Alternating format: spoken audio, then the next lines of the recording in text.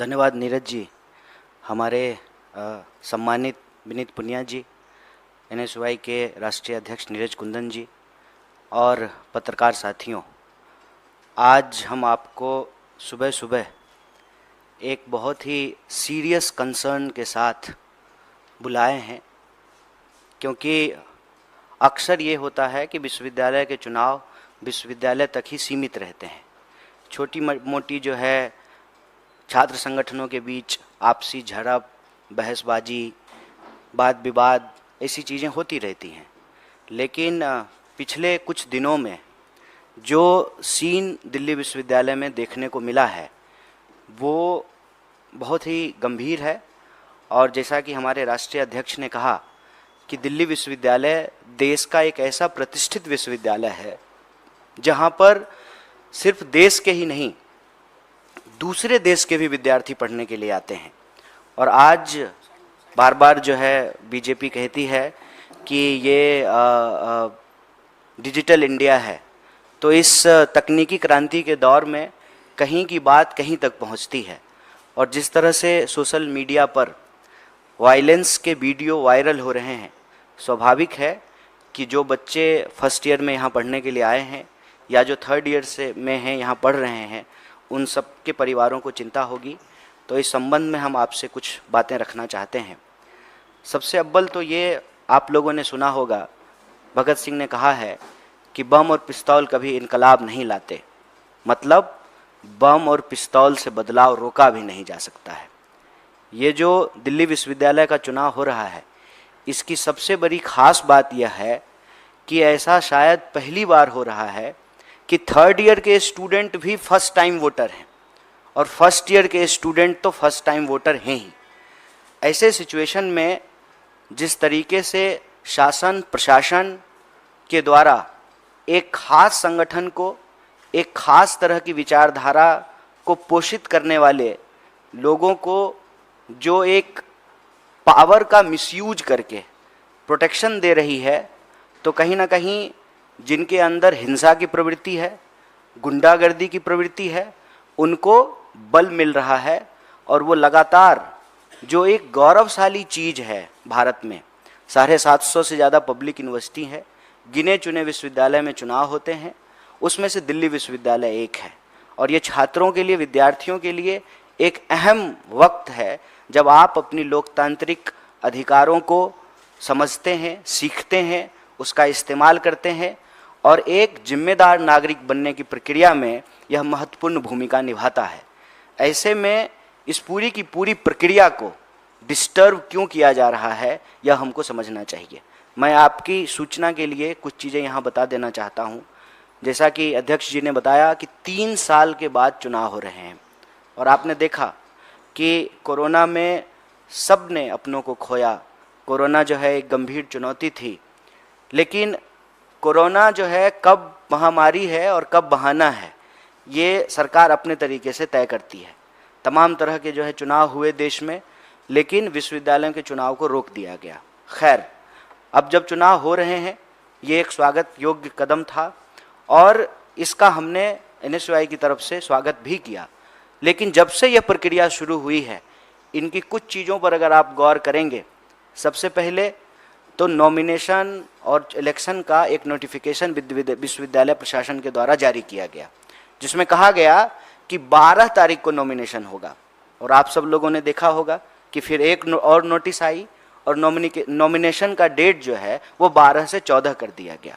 यह जो नोटिफिकेशन आया, इसमें एक और चीज़ पे हम आपका ध्यान आकर्षित करना चाहते हैं कि कोरोना के आधार पर इस बार दिल्ली विश्वविद्यालय में जो लोग चुनाव लड़ रहे हैं, उनको 2 साल का एज रिलैक्सेशन दिया गया, 3 साल का। और ये जो रिलैक्सेशन है, ये रिलैक्सेशन एक खास संगठन को फायदा पहुंचाने के लिए दिया गया। क्यों?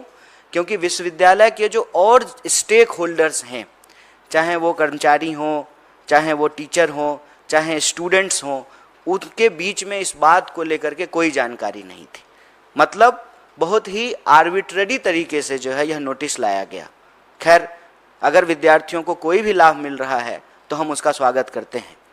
उसके बाद हमने क्या देखा कि एबीवीपी कुछ भी करे उसको खुली छूट है। मतलब पुलिस की मौजूदगी में दूसरे संगठनों के, खास करके जैसा कि आप जानते हैं दिल्ली विश्वविद्यालय के चुनाव और दिल्ली विश्वविद्यालय में एक एक विद्यार्थी इस बात को जानता है कि एबीवीपी का पिछले 4 सालों की जो अराजकता है उस पर कोई पूर्ण विराम लगा सकता है तो वह एनएसयूआई है। तो खास करके एनएसयूआई के जो वर्कर हैं, जो लोग एनएसयूआई के लिए प्रचार कर रहे हैं, समर्थक हैं, उनको डिस्टर्ब किया जाना शुरू हुआ। वो सामान्य तौर पे अगर अपने कॉलेज में हैं, कॉलेज के बाहर हैं, तो जो है उनकी अवैध गिरफ्तारियां शुरू हुई, पोस्टर फाड़े गए। और ये बात हम सिर्फ चुनाव के कॉन्टेक्स्ट में नहीं कर रहे हैं।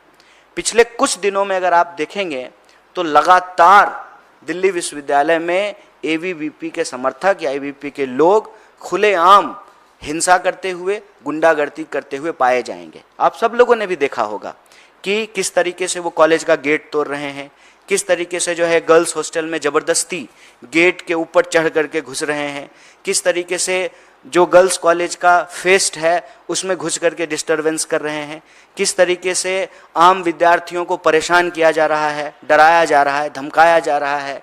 चुनाव प्रचार करने के नाम पर जो गर्ल स्टूडेंट हैं उनके साथ छेड़छाड़ जैसी स्थिति जो है पैदा की जा रही है। तो ये जो पूरा का पूरा वातावरण है वो दिल्ली विश्वविद्यालय की प्रतिष्ठा को कलंकित करता है। यह एक गौरवशाली विश्वविद्यालय है और जैसा कि हमने आपको कहा कि डिजिटल वर्ल्ड में हर जगह की बात हर जगह पहुंचती है, तो ये हमारे देश के मान सम्मान से जुड़ा हुआ सवाल है। और देखिए सबसे इसमें खतरनाक बात क्या है कि कहते हैं ना कि चोरी और सीना जोड़ी। खुद वायलेंस कर रहे हैं, गेट तोड़ रहे हैं, विश्वविद्यालय कॉलेजों में ज़बरदस्ती घुस रहे हैं, दूसरे संगठन के जो वर्कर हैं उनको पीट रहे हैं, पुलिस जो है ज़बरदस्ती उनको डिटेन कर रही है।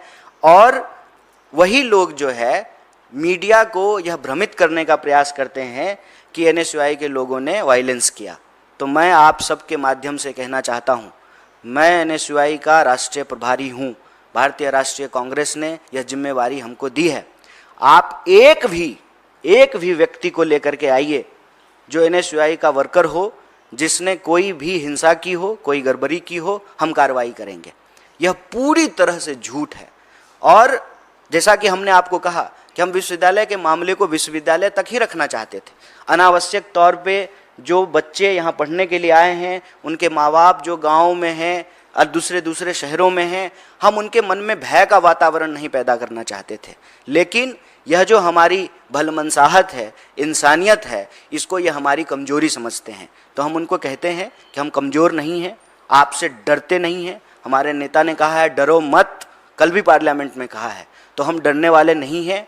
आपकी गुंडागर्दी का एक एक जवाब जो है दिल्ली विश्वविद्यालय के विद्यार्थी आपको देने वाले हैं 22 तारीख को जो मतदान होने वाला है। और इसमें हम कह रहे हैं कि गुंडागर्दी को गहरी चोट, एनएसयूआई को पैनल वोट।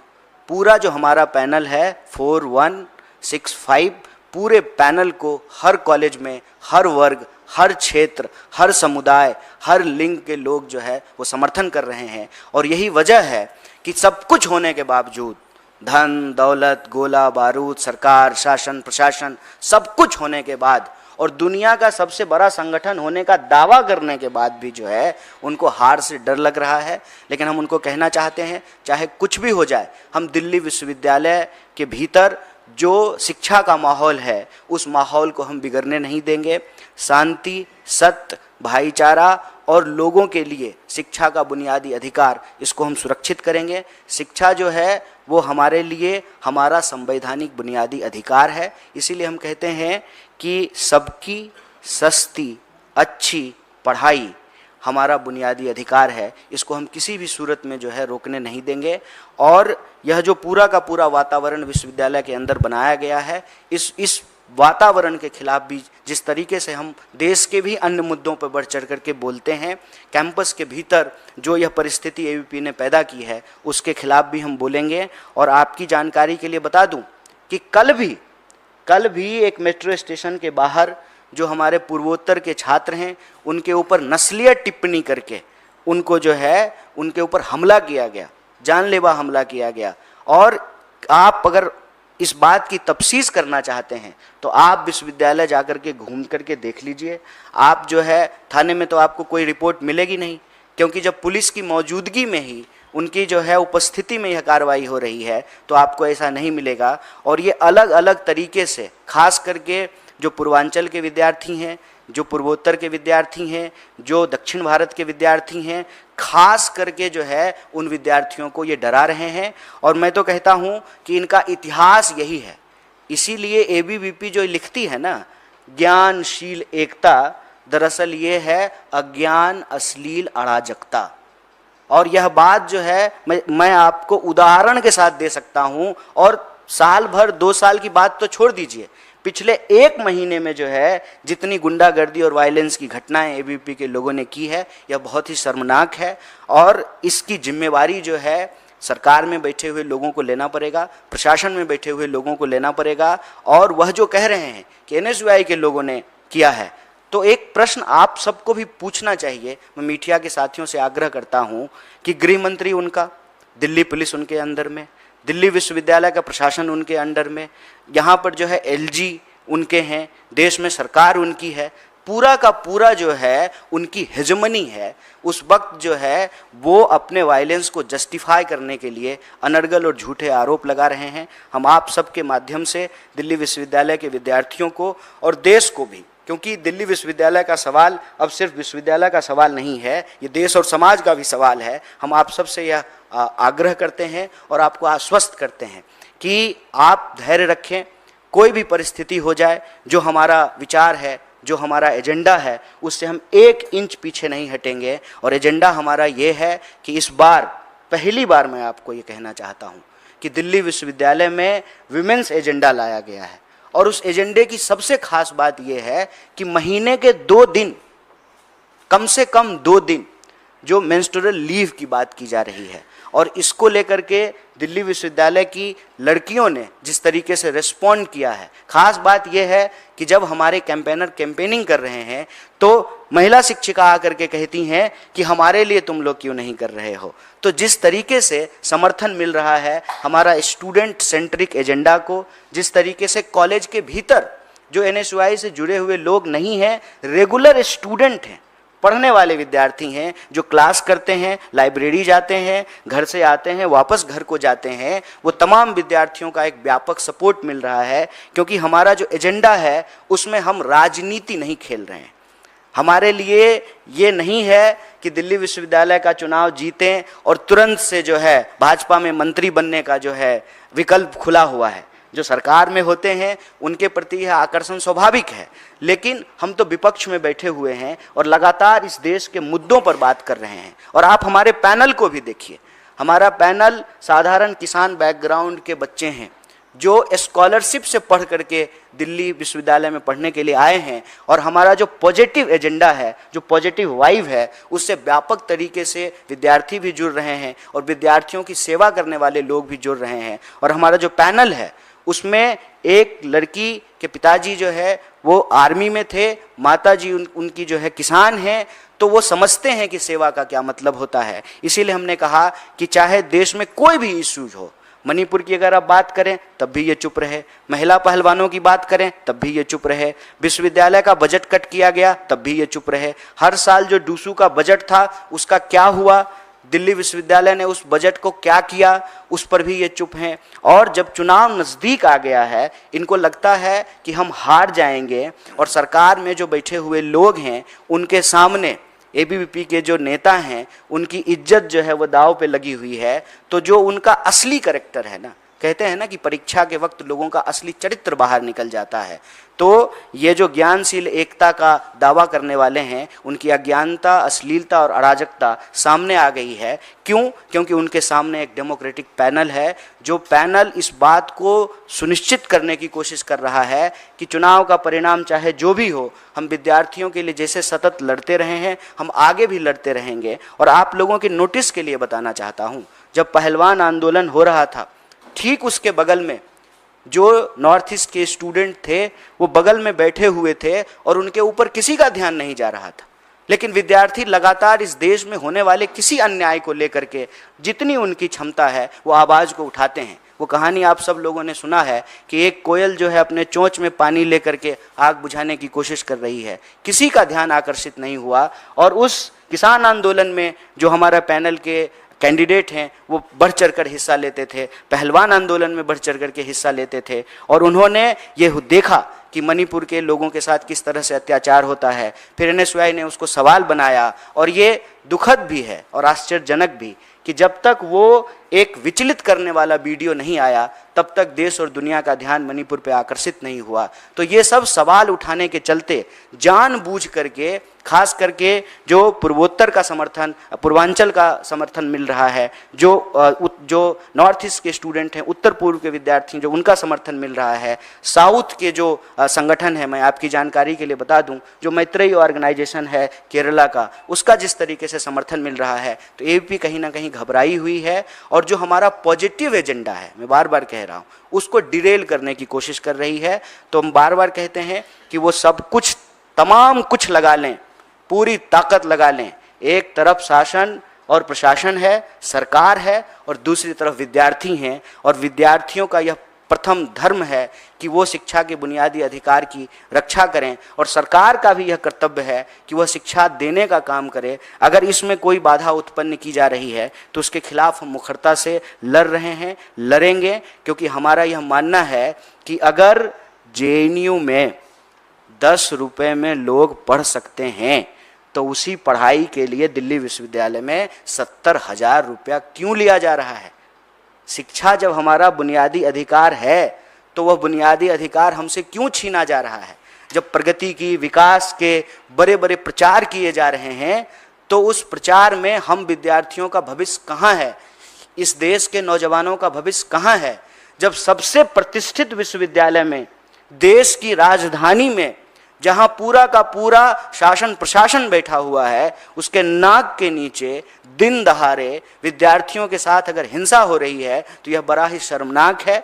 और इसी बात को आप लोगों के संज्ञान में लाने हेतु, और जो लोग आपके माध्यम से देश के लोग इसको देख रहे हैं, उनके संज्ञान में लाने के लिए यह प्रेस कॉन्फ्रेंस किए हैं।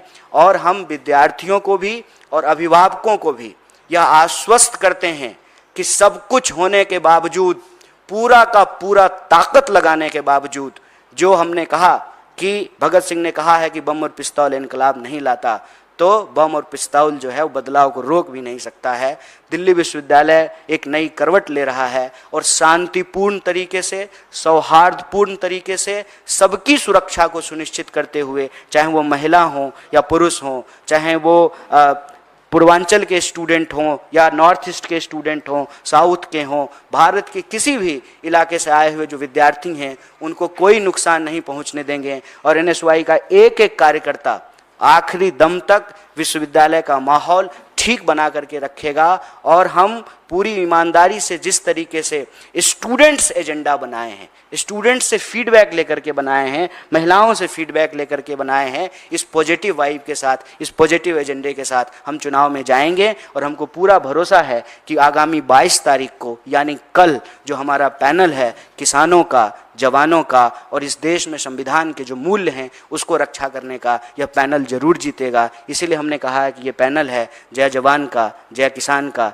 जय संविधान का। और जो हमारा पैनल नंबर है 4165, ये विक्ट्री होगी, और ये विक्ट्री होगी ये स्टूडेंट्स की, और ये हार होगी सरकार की अराजकता की। यही बात मैं आप सबसे साझा करना चाहता था। आप सब लोग बिल्कुल शॉर्ट नोटिस पे यहाँ आए और सुबह सुबह आए, पार्लियामेंट भी चल रहा है, फिर भी आपने जो है विद्यार्थियों के एजेंडे को, दिल्ली विश्वविद्यालय के एजेंडे को महत्वपूर्ण समझा। इसके लिए हम आपका शुक्रिया अदा करते हैं। बहुत बहुत शुक्रिया, धन्यवाद।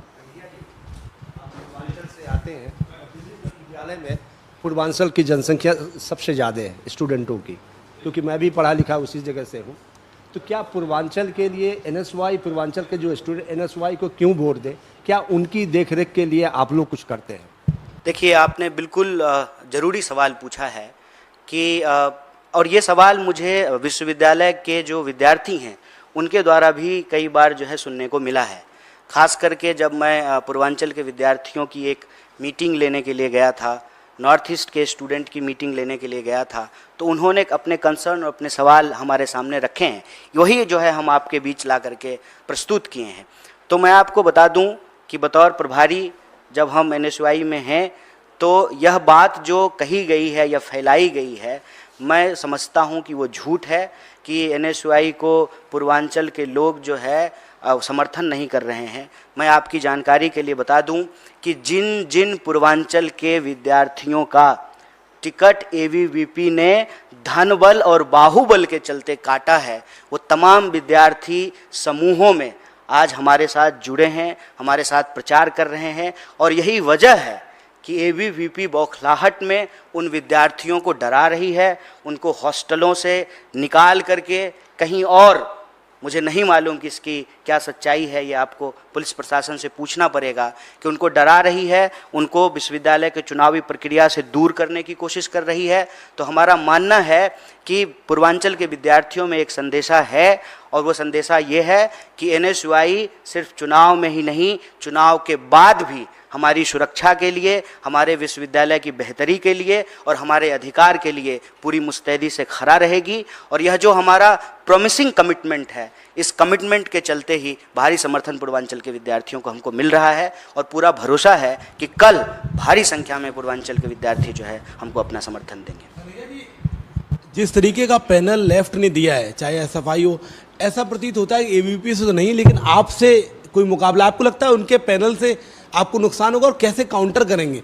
नाम आपने भी देखे, हमने भी देखे, ऐसा प्रतीत तो नहीं होता ABVP से फाइट है, लगता है NSY को हराने का टारगेट है। देखिए, मैं छोटी मुंह बड़ी बात नहीं करना चाहता हूँ। मैं चाहता हूँ कि हमारी बातचीत तथ्यों पर आधारित हो। आप रैंडम किसी कॉलेज में चले जाइए, बिल्कुल रैंडम सैंपलिंग कर लीजिए, किसी भी कॉलेज में चले जाइए, किसी भी हॉस्टल में चले जाइए, किसी कर्मचारी से पूछ लीजिए, विश्वविद्यालय प्रांगण में जो दुकान चलाने वाले दुकानदार हैं उनसे पूछ लीजिए, हर कोई कहेगा कि ये चुनाव NSY वर्सेज ABVP की है। ऐसे ही तमाम बड़ी खबरों के लिए आप बने रहिए हमारे साथ और देखते रहिए इंडिया प्राइम न्यूज।